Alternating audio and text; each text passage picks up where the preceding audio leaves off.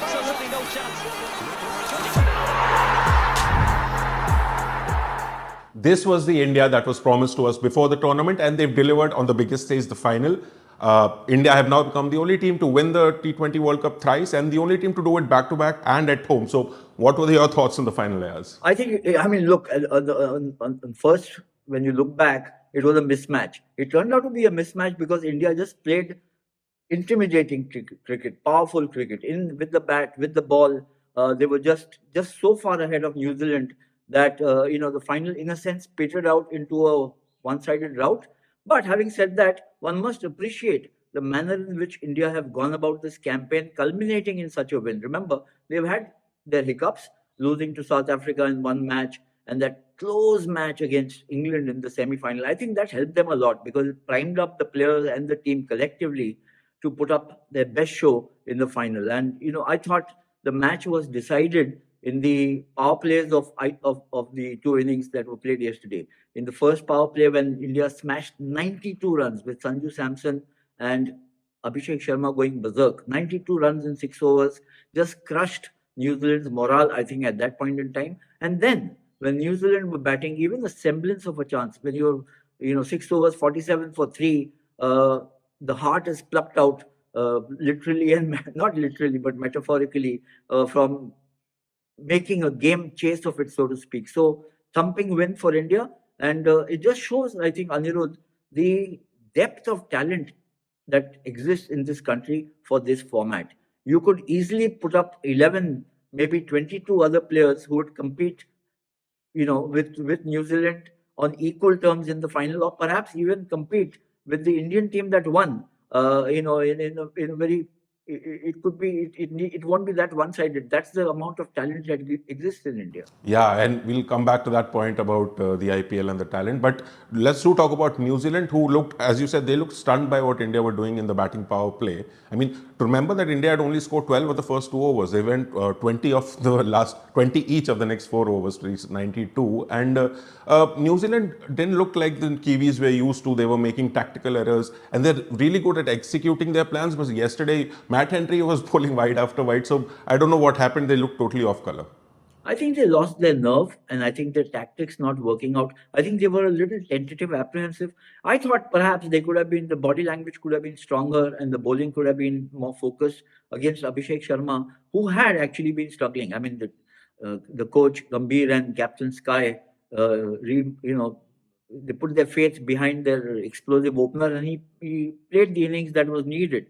But I thought New Zealand perhaps a little too apprehensive, overawed by the occasion, which is a surprise because otherwise they've been such consistent performers, not just against India, but especially against India over the past 4, 5, 6, 7 years. So, and then when you're collared, your bowling is collared for 250 plus, you're always going to be on the back foot against a bowling attack like India's with that redoubtable genius Bumrah in their ranks. So I thought that yes, New Zealand took the field with too many perhaps demons in the mind. Yeah, I was going to come to Bumrah a bit later, but let's do it now. I mean, what a crazy man. Like, his team has scored 250 in a final and he goes for 4. He takes 4 wickets for 15 runs in 4 overs, and not every time in this tournament has he been able to complete his quota because once the game is done, Suryakumar just puts him on ice.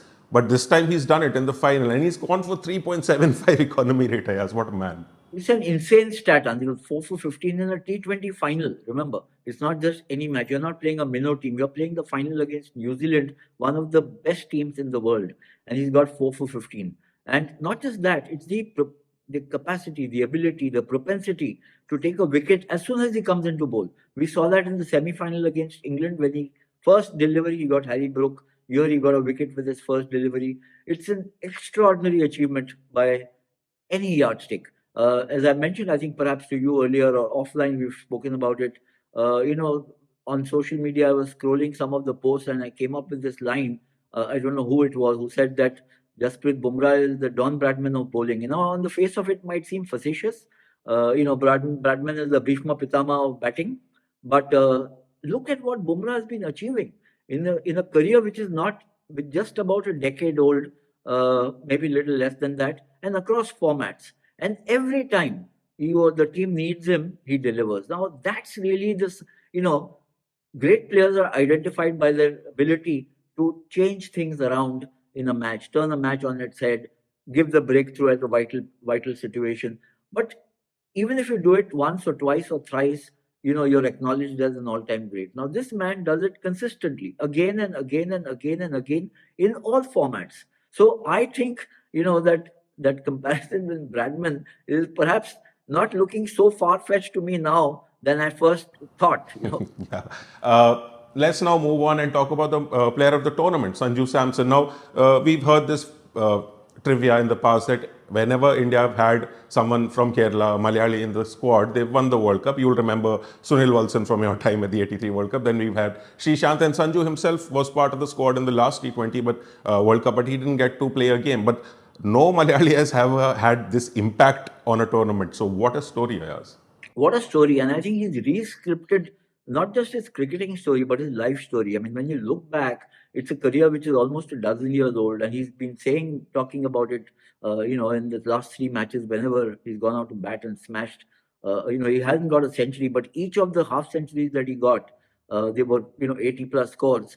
They were worth a century. So I think that Sanju Samson's turnaround in this tournament, remember, he started in the playing 11, was dumped, and then it's not easy to come back with Ishan Kishan in such great form. And he's also a wicket keeper, remember. So to fight your way back, or at least win the trust and the faith of the coach and the captain, and here I must give credit to Gautam Gambhir and Suryakumar Yadav for reimposing their faith in Sanju Samson, in Abhishek Sharma, and in Varun Chakravarti. There were many critics for all three decisions, but Sanju Samson's was remarkable for the manner in which Sanju visualized the scenario for himself, sensed that this is an opportunity which, if he loses again, may never come back. Maybe it could be curtains for his career when he came back again after being dropped. And therefore, he adjusted and adapted his game to suit the situation and played these stellar knocks. And I think he's been, it lends itself to a book or something on OTT, the way I see it. It's been just so fantastic to watch. Yeah, and lastly, the point we were making earlier about bench strengths, a lot of that credit has to go to the IPL. It's created a whole new pathway into the Indian team. You don't have to go through the regular pathways of old. And like you mentioned, like Yashasvi Jaiswal and Shreyas Iyer are not part of this squad. And this is perhaps, this is surely the first truly IPL made generation that is playing a World Cup for India, and they've delivered. And the scary part for other teams is that people like Weber Suryavanshi are waiting in the wings for their chance. Oh, absolutely. I think you made a very relevant point. This is the first generation kind of weaned on the IPL. And there are now scores, many scores of players coming, wherever Suryavanshi is one, and so many. The under 19 squad, which has such stellar performers already, we've seen in the recent past.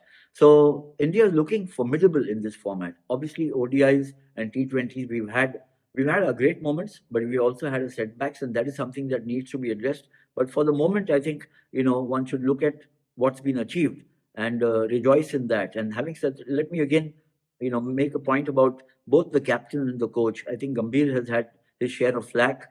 He's a dour, unsmiling guy, but obviously he had a vision which he's implemented. A lot of people faulted him for many things. I think, as I said earlier, you have to assess everything by results. And then there's Suryakumar Yadav. I thought, look, he was also one of those players there were critics saying maybe he doesn't deserve to be in the squad because his run of low scores going into the tournament was rather, extended. But I thought what he brings, or what he has brought to the team, is a very cheerful disposition and the ability to take people along with him and instill faith in them, confidence in them, especially people like Samson and Abhishek Sharma and Varun Chakravarti, who stellar players. I mean, I'm not talking of the Bumrahs and the Hardik Pandyas who've been, who are pillars of this team. So I think that overall it's been a fantastic all-round campaign. There'll be a few stars who kind of excelled more than the others. But when you look at it, the overall scenario, as I mentioned, and you've also concurred, that in this format, in the T20 format, India seemed to be just playing on another planet compared to the rest of the teams. Yeah, and so that's it for the World Cup. Congratulations, India fans. And we'll come back to you with the IPL that's about to start in like 2 minutes now. That's it for this episode of Sports. We'll see you next time. Thank you, Anirudh. Catch up soon.